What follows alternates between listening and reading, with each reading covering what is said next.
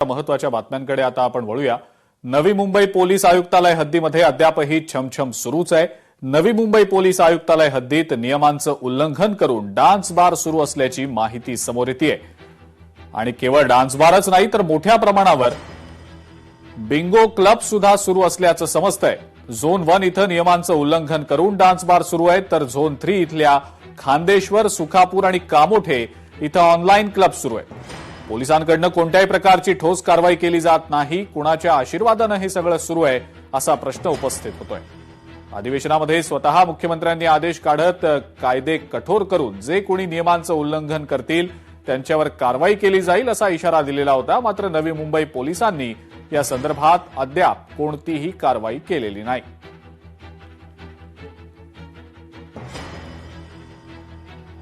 आणि यानंतरची बातमी लोकशाही मराठीच्या बातमीच्या दणक्याची। नवी मुंबई पोलीस प्रशासनाला अखेर जाग आली असून नवी मुंबईतल्या सर्व डान्स बारची कसून तपासणी सुरू करण्यात आलेली आहे। डान्स बारमध्ये अल्पवयीन मुली असल्याचं समोर देखील आलेलं आहे आणि याच प्रकरणी तुर्भे पोलीस ठाण्यामध्ये गुन्हा दाखल करण्यात आलेला आहे।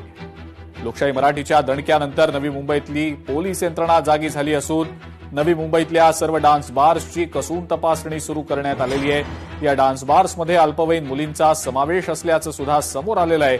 तुर्भे पोलीस स्टेशनमध्ये या संदर्भात गुन्हा दाखल झालाय। नवी मुंबई पोलीस आयुक्तालय हद्दीतल्या डान्स बारमध्ये अनेक अल्पवयीन मुलींचा समावेश असल्याचं लोकशाही मराठीनं सातत्यानं समोर आणलेलं आहे। या सगळ्या पार्श्वभूमीवर पोलिसांनी सावली आणि मनीष या डान्स बार्सवर कारवाई केली असून 4 जणांविरोधात गुन्हा दाखल केलाय। एका अल्पवयीन मुलीला तिच्या वडिलांनी जबरदस्तीनं या लेडीज बारमध्ये अश्लील कामासाठी ढकलल्याची धक्कादायक बाब समोर आलेली आहे। या प्रकरणात तुर्भे पोलीस ठाण्यात नराधम पिता आणि 3 आत्यांविरोधात भारतीय न्याय संहिता आणि बाल न्याय अधिनियमांतर्गत गुन्हा दाखल झालाय। लेडीज बारमध्ये चालणाऱ्या या काळ्या कारभाराविरोधात आणि अल्पवयीन मुलींच्या शोषणासंदर्भात लोकशाही मराठीनं सातत्यानं आवाज उठवत मोठा पर्दाफाश केला होता। लोकशाही मराठीच्या या दणक्यानंतर आता पोलीस प्रशासन खडबडून जागं झालं असून नवी मुंबईतल्या डान्स बार्सची कसून तपासणी सुरू झालेली आहे। अधिक माहिती या संदर्भातली आपण जाणून घेणार आहोत। आकांक्षा देशमुख आपली प्रतिनिधी आपल्या सोबत आहे सध्या। आकांक्षा, लोकशाही मराठी सातत्यानं नवी मुंबईतल्या डान्स बार्समधल्या अवैध धंद्यांबाबतच्या बातम्या प्रसारित करतंय। अखेर नवी मुंबई पोलिसांनी या सगळ्या प्रकरणात पहिली कारवाई केल्याचं पाहायला मिळतंय। तुर्भे पोलीस स्टेशनमध्ये गुन्हा दाखल झालाय। हा सगळा गुन्हा जो दाखल झालाय त्या मागची पार्श्वभूमी काय होती, हा सगळा जो प्रकार चालू होता डान्स बार्समध्ये, ज्या 2 डान्स बार्सचा आपण उल्लेख देखील केलाय, काय नेमकी आता सध्या पोलिसांची कारवाई नवी मुंबईच्या सुरू आहे, सविस्तर याबद्दल काय सांगताय? खरं तर आपण पाहिलं असेल तर गेल्या अनेक महिन्यांपासून आपण सातत्याने नवी मुंबईमध्ये जे काही अवैध कारभार डान्स बार संदर्भात सुरू आहेत नियमांचं उल्लंघन करून त्याची पोलखोल आपण सातत्याने केलेली आहे। आता जे प्रकरण समोर आलेलं आहे ते तुर्भे पोलीस स्टेशन हद्दीमध्ये एक जी अल्पवयीन मुलगी होती ती सावली आणि मनीष या 2 डान्स बारमध्ये काम करत असल्याचं समोर आलेली घटना आहे। आणि सर्वात महत्वाचं म्हणजे ही मुलगी अल्पवयीन होती, त्यामुळे ही घटना समोर आली। आणि यामागचं रिझन म्हणजे तिच्या घरच्यांनीच म्हणजे तिच्या वडिलांनी तिला फोर्सफुली त्यामध्ये पाठवलेलं होतं। ही सर्व माहिती तिने पोलिसांना दिली। त्यानंतर पोलिसांनी संपूर्ण गोष्टीची तपासणी केली असता तिच्या घरच्यांविरुद्ध 4 गुन्हे दाखल करण्यात आलेले आहेत। आणि जे डान्स बार आहेत त्यांच्या संदर्भात मनीष आणि सावली या संदर्भात सध्या चौकशी सुरू असून त्यांची देखील जी कारवाई अपेक्षित आहे ती सध्या या ठिकाणी नवी मुंबई पोलिसांतर्फे केली जात आहे। एकीकडे आपण जर पाहिलं असेल तर आपण वारंवार सांगत आलेलो आहोत की नवी मुंबई डान्स बारमध्ये मोठ्या प्रमाणात अल्पवयीन मुलींचा समावेश आहे, मात्र कोणत्याही प्रकारची ठोस कारवाई केली जात नाही। आता अखेर सत्य समोर आलेलं की आपण जे सांगण्याचा प्रयत्न करतोय तेच खरं घडत आहे।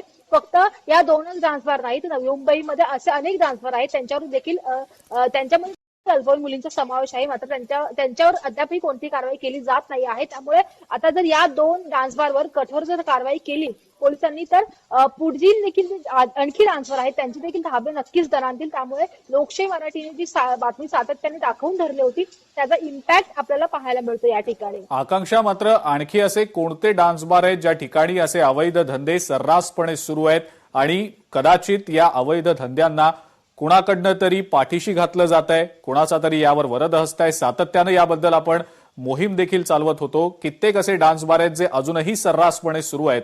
अल्पवयीन मुली डान्स बारमध्ये असल्याचा विषय तर आपण समोर आणलेलाच आहे, मात्र आणखी असे कोणते अवैध प्रकार आहेत की जे या डान्स बारमध्ये सुरू आहेत आणि ज्याची खरं तर खूप काटेकोरपणे तपासणी होऊन त्यांच्यावर तातडीनं कारवाई होणं गरजेचं आहे.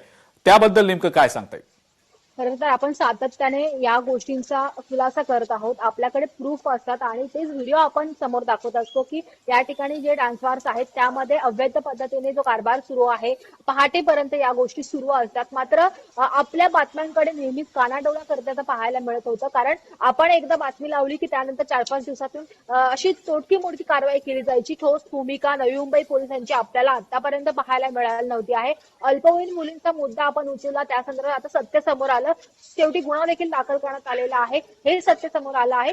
मात्र दुसरीकडे अल्पवयीन मुलींचा जर मुद्दा बाजूला ठेवला तर दुसरीकडे असे अनेक शेकडो डान्स बार आहेत नवी मुंबईमध्ये, ज्यामध्ये अवैध पद्धतीने कारभार चालतो. शेकडोहून अधिक ज्या अल्पवयीन मुलींचा त्यामध्ये समावेश असतो. मात्र या ठिकाणी कानाडोळा करून कोणतीही ठोस कारवाई केली जात नाही आहे. सर्वात महत्वाचं म्हणजे झोन 1, झोन 3 अशा ठिकाणचं मोठ्या प्रमाणात अवैध जे डान्स बार आहेत ते नियमांचं उल्लंघन करून चालत असतं. अधिवेशन काळामध्ये जर आपण पाहिलं असेल तर मुख्यमंत्र्यांनी स्वतः सांगितलं होतं जे कोणी नियमांचं उल्लंघन करेल त्यांच्यावर कारवाई केली जाईल. मात्र अशा प्रकारची कोणतीही ठोस भूमिका ही नवी मुंबई पोलीस आयुक्तालयाच्या हद्दीत आपल्याला पाहायला मिळत नाही आहे. त्यामुळे तोडकी मोडकी कारवाई न करता कठोर भूमिका नवी मुंबई पोलीस कधी घेणार हा प्रश्न आता सर्वांसमोरच पडलेला आहे. ठीक आहे, आपण या संदर्भात सातत्यानं प्रश्न लावून धरलेला आहे आणि आता एक पहिलं पाऊल टाकलंय नवी मुंबई पोलिसांनी. ही पहिली कारवाई केलेली आहे. या पुढच्या काळात या अशा अवैध धंद्यांविरोधात सतत कारवाई होतच राहील आणि हे अवैध धंदे या कायमस्वरूपी बंद होतील अशी आशा आपण करूया. आकांक्षा, धन्यवाद माहिती दिली त्याबद्दल. लोकशाही मराठी ऐका, पहा, जागरूक रहा.